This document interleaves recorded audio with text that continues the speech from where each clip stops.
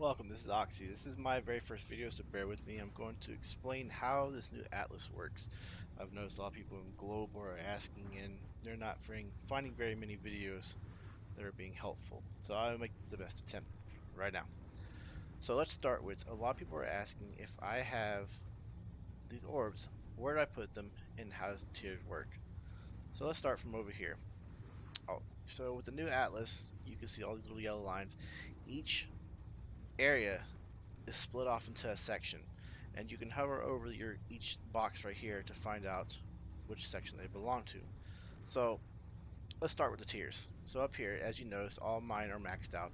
They are 14, 15, 16.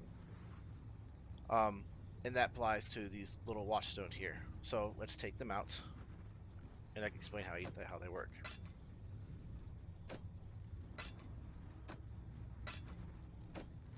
So as you see, starting base with nothing in here, they are the lower tier maps. They're your white tiers.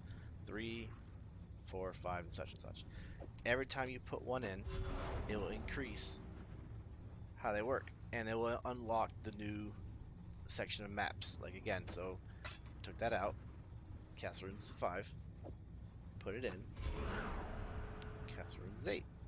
You continue putting them in, they'll continue getting higher, and they'll move over, and plus all these ones over here will unlock so you can see them now. Continue putting them in, 14, and your last one finally, 16. Now, the next question people are having, so let's go down here. Your influences. The way they work before you have everything unlocked is, let's see what the section is down here. It's right here. As you can see, mine are all obtained, meaning I've got all 4 of the influences from that area. Now, saying you have just started and you don't have anything complete or nothing, it'll say number of socket watchstones required. It can be 1, 2, 3, or 4. If you're new, it'll stay 1. What that means is that you have to have, I'll explain this little white one later, I'll put this aside for now. You have to have 1 watchstone in here. If it says require 1 watchstone, you have to have 1 watchstone in this circle, and you have to run these tier maps until your guy spawns. Don't run the same map back to back. Like, don't do courtyard and then a courtyard again. It won't work. At least I figured it hasn't worked that way. But anyways, the moment you have the spawn, so you have this green dude, he spawned on here. What you can do now, say you needed 3 watchstones, okay? You need 3 watchstones to spawn him. You have 3 here. He's influenced now. Now you see, notice all these maps are 13, 14. Once you have them influenced, you do not have to continue running 13, 14. You could literally, as long as you have 3 in there. So say I take these all out, and your courtyard is now a tier 4 map. As long as he's influenced and you have your 3 in there, you can run lower tiers of this section over and over and over again until you fight the boss. And how that works. So say we have him influenced now. We have 3 stones in. We did a park map, tier 12, and he's influenced. Say now we have like a tier 4 courtyard. We can run the courtyard, and you can run them on white too. They don't have to be magic or rare or unique or whatever. You could literally throw, this is how you're forcing your conquerors to be able to fight them. So say we run a courtyard, throw a white map in, go about halfway. If nothing gets said down here from when he talks in his green and blah blah blah, leave the map, throw another one, throw in like the lower tier of cage, do cage. You can continue repeating this as long as you rotate between 3 different maps, like do courtyard, cage, park, and such, or any other order. It doesn't really matter, or any other map in this section. So how that works, you have the influence. It's the first time he talks. You continue running lower tier maps or same tier. You can really do whatever you want as long as you have these 3 watchstones in. He will talk a second time. When he talks the second time, just leave your map, drop a new map in. Doesn't matter which one you have, and new map of the ones you mat. What matters if you have the map in this section. You obviously can't do a Co's map because that's over here. So you have to do these ones. When he talks the third time, you can leave, and at that point you can come over here and talk to Carrick. He'll have a little exclamation above your head. You'll talk to him. He'll have an option down here somewhere, and then you go to Zana, and you go to whatever boss will pop up, and you just go do the mission for that. And at the end of it, say you needed in this section right here, say you didn't have the green one, like which is influence on mine. When you fight him at the end, it's a 100% chance to drop the next green watchstone. So now how this works.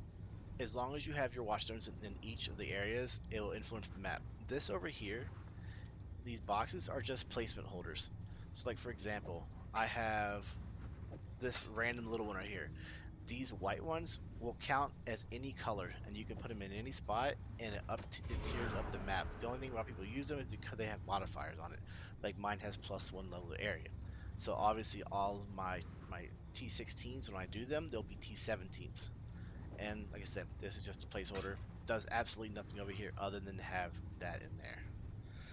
Now, um, obviously, just go through all these, make sure you're obtained, what's not obtained. If you have some that are not obtained, like get your focus in that area. Say you have to be over here and you need 3 sockets to be input in. So again, there's your 3. You haven't got this yellow one. Keep doing these sections of maps until he spawns up there. If he's somewhere else, you need to kill him there first. Like obviously, if like my green guy's down here, if I needed him up here, say they didn't have this one, I need to kill him here first, and then force on these maps to get him up here. That's how you complete your atlas. And obviously,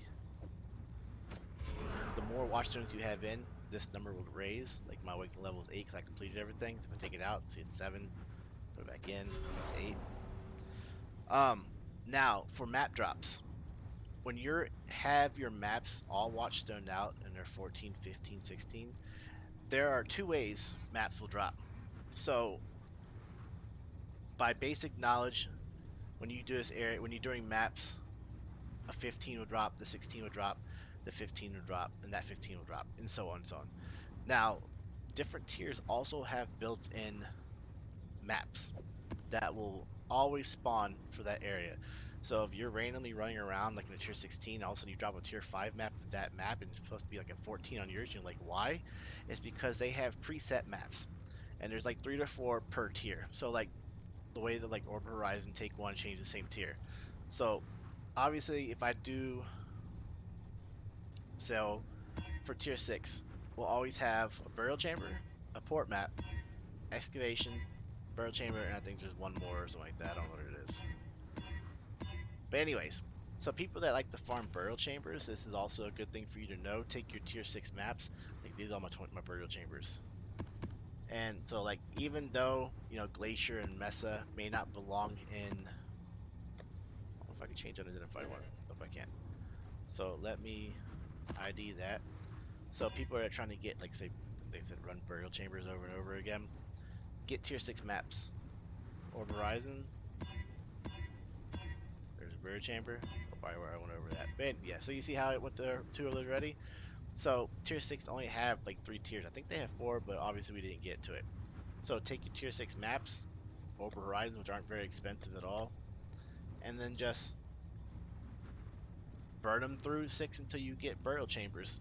I mean, obviously it's the lower tier one, but it's a guarantee to get burial chambers of 1 of 3 or 4 times. So next thing, so we talked about force spawning. We talked about the 3. Oh, so this over here. So what this means is when you're doing, you have a choice to do somebody's influence mission, like Nico or Alva or Einhard or June or whatever, or Zana. And these numbers, the white ones belong to white tier maps, which are your lower levels, and you have your mid tier yellow, then you have your high tier red. The numbers are how many times you can do them. Obviously, I have no Zanas left for my red tiers, but like if I'm doing Nico, I have 36 times. So the way that works, is literally take a random map. We took this glacier, find Nico, which he's down here somewhere. So the top will have Atlas mission. They all will. And you saw I had 36 for Nico. Say my, or what, I don't know what I had for yellow. He's got 10. So when I go and put this yellow one and click activate, it is now a Nico influence map, and that should turn around. There we go. See? And when you go in here, Nico will be around in there. So that applies for each one of them. So as you do their missions, you'll get influence points from them, and these will gradually go up, as well as your daily reset will all add. I'm pretty sure it's one to each red. I'm not sure about the other colors. So also make sure when you're doing your maps, so you see the bonuses and the awakening bonus. Let me find one I can actually read without having numbers everywhere. Okay, so this one right here. So you have a bonus. Kill the boss of a rare version of this tier.